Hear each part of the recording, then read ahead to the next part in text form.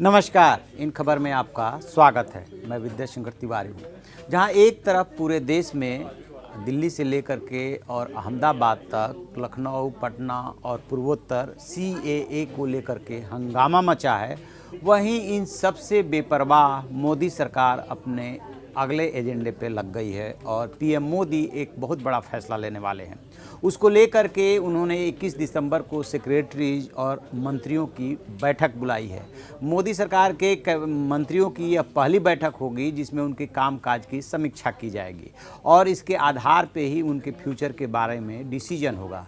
कहा यह जा रहा है कि ये जो समीक्षा बैठक होने वाली है, इसमें कैबिनेट सेक्रेटरी एक प्रेजेंटेशन देंगे और इसके पहले जो 8 सेक्रेटरीज की एक कमेटी बनाई गई थी, वो जो भी सुझाव देगी उस पर मंथन होगा। फिर मंत्रियों से उनके कामकाज के बारे में पूछा जाएगा।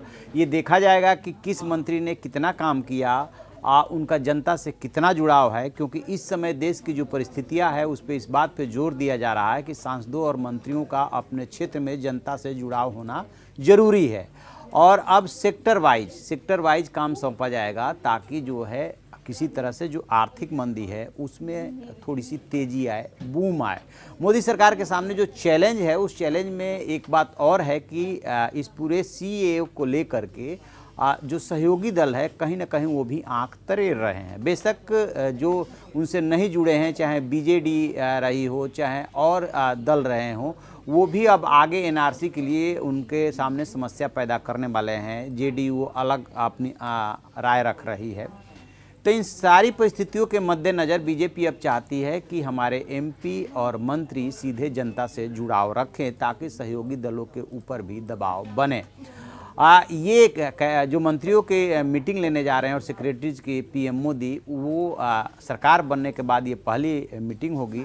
और जैसा कि आपको पता है कि JDU ने जब मई में सरकार बनी थी तो उसने अपने मंत्री शामिल नहीं किए थे, क्योंकि वो सांकेतिक प्रतिनिधित्व के लिए तैयार नहीं थी, वो हिस्सेदारी मांग रही थी। इस बीच नया डेवलपमेंट ये हुआ है कि शिवसेना NDA से निकल गई है, तो उसके जो मंत्री था, एक मंत्री थे, वो सीटें प्लस JDU की अपनी सीटें वो भी भरनी है। और इस वक्त BJP पे दबाव है कि वो अन्य दलों को भी शामिल करें ताकि NDA मजबूत हो, आगे उसे NRC जैसे फैसले लेने हैं। क्योंकि अमित शाह और JP नड्डा जिस तरीके से NRC को लेकर के बोल रहे हैं, उनके इरादे बिल्कुल साफ है कि वो लेकर के आएंगे। तो आगे और भी चुनौतियाँ बढ़ने वाली है। इन चुनौतियों के मद्देनज़र वो मंत्रिमंडल में फेरबदल करेंगे और जो है मजबूत चेहरे चाहते हैं, काम करने वाले चेहरे चाहते हैं PM मोदी।